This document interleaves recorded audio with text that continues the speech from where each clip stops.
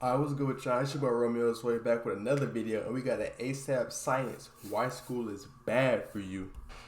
Let's get into it. This episode is sponsored by KiwiCo. Dear school, today I want to talk about something that on the surface may seem trivial, but it's actually a huge deal, and that is school start times. Because when I tell you that you might not only be severely impacting your students' mental capacity and intelligence, both in the moment and the future, but also impacting their physical and mental health, I'm not exaggerating. Let me put it bluntly, school needs to start later, at least for high school and university age students. And I don't mean later as in later in the year, I mean later as in not so freaking early in the morning. Yeah, man, waking up so early, bro. They give homework. They give so much hours of homework, so you go to sleep at like 1, 2 in the morning. You got to be up by like 6, bro. You're not getting enough sleep. But to understand why, we first have to understand sleep. Before a baby is even born, and up to around the first year of its life, infants spend much of their time in REM sleep, otherwise known as rapid eye movement. This is a stage we dream in, and it's during this REM sleep that babies are building up huge amounts of neural networks and connections in their brain. But soon after this time period, there's a sharp decline in REM sleep and an exponential rise in deep non-REM sleep that continues to rise until around puberty. And this non-REM sleep is actually responsible for fine-tuning our brains. Instead of building up more and more neurons and connections, it actually prunes and makes the brain more efficient and effective. It's basically taking the mold that early life created and sculpting it based on your life experiences and interactions. And studies have shown that this non-REM sleep is linked to the development of critical thinking, reasoning, and cognitive skills. Now, some of you might be screaming, reasoning skills, critical thinking in teens? And you'd be right in noticing that teens aren't exactly known for these things. But ironically, the development of the brain during this non-REM increase happens from back to front. Literally, the back of the brain, which manages visual and spatial perception, develops first, and this growth eventually makes its way to the front of the brain, or the frontal lobe, last, which finally enables critical and rational thought. This is why it sometimes feels that kids' brains aren't exactly working or keeping up with the rest of their development. The thing is, when non-REM is minimized or removed, things can go really wrong. In studies of mice and cats deprived of sleep, the brain development is stopped. In fact, many psychiatric disorders like schizophrenia, bipolar, and major depression are considered disorders of abnormal development. Studies on schizophrenia in particular have shown that there is a 2 to 3-fold reduction in non-REM sleep in teenagers that suffer from it. To top it all off, teens actually need more sleep than their adult counterparts. So if they're not getting enough hours of sleep, then they aren't going to be getting the optimal amount of non-REM sleep, which can hamper development. Now, I know what you're asking, how does this correlate to the time that school starts? Can't teens just go to bed early like the rest of us and get a long enough sleep?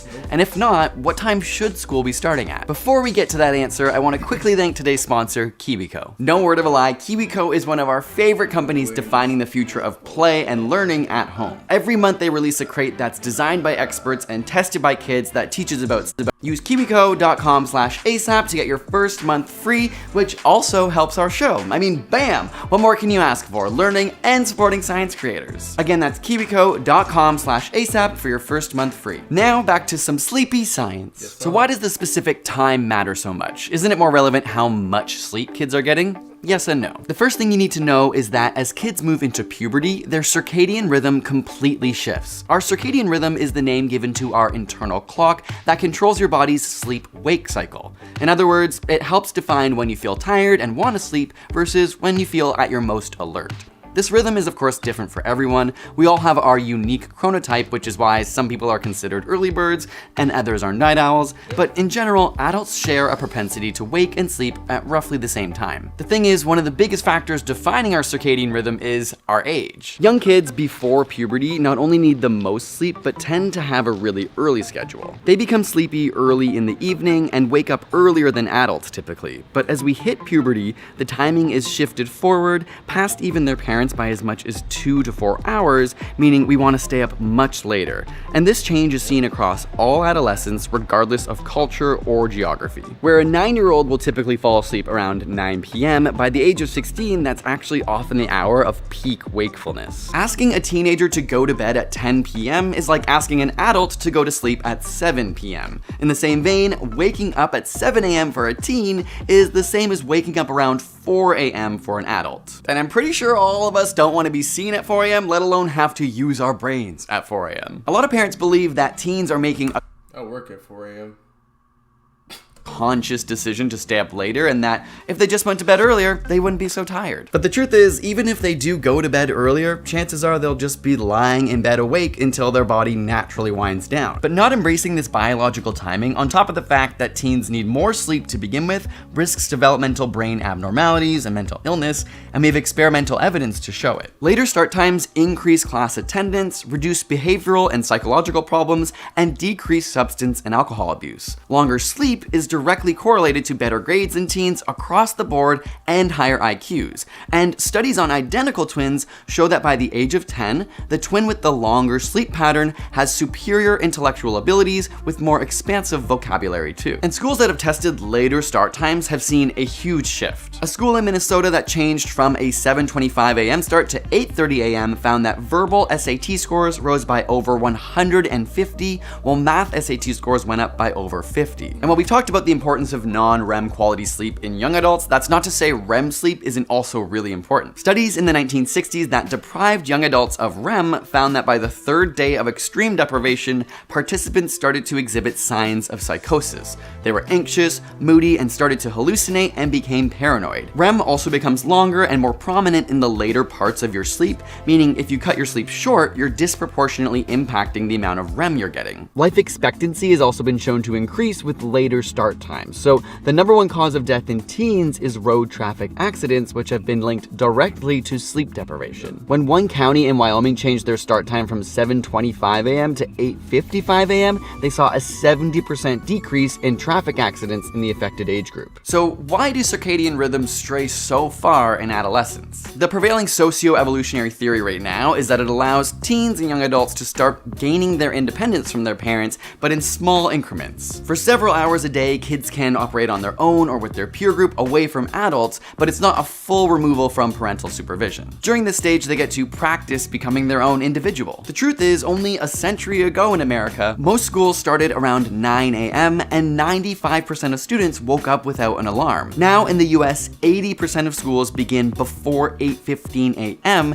and 50% of those start before 7:20 a.m. Not to mention the increasing impact of TVs, computers, and phones in the bedroom. It's no wonder kids are more tired than ever. At the end of the day, the evidence is overwhelming that later start times around 9 a.m. or so are not only preferred by students, but lead to improvements in basically every single metric we're measuring their progress by in school. In the words of Dr. Walker, who wrote the book Why We Sleep, which was the primary source for this episode, we're too often focused on what sleep is taking away from our teenagers without stopping to think about what it may be adding. I hope we can change. I hope we can break the parent-to-child transmission of sleep neglect and remove what the exhausted, fatigued brains of our youth are so painfully starved of.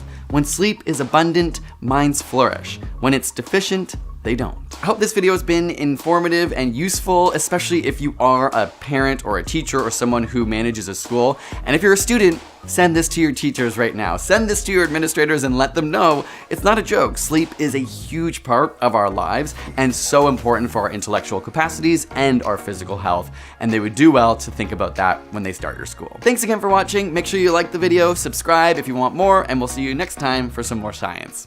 Peace.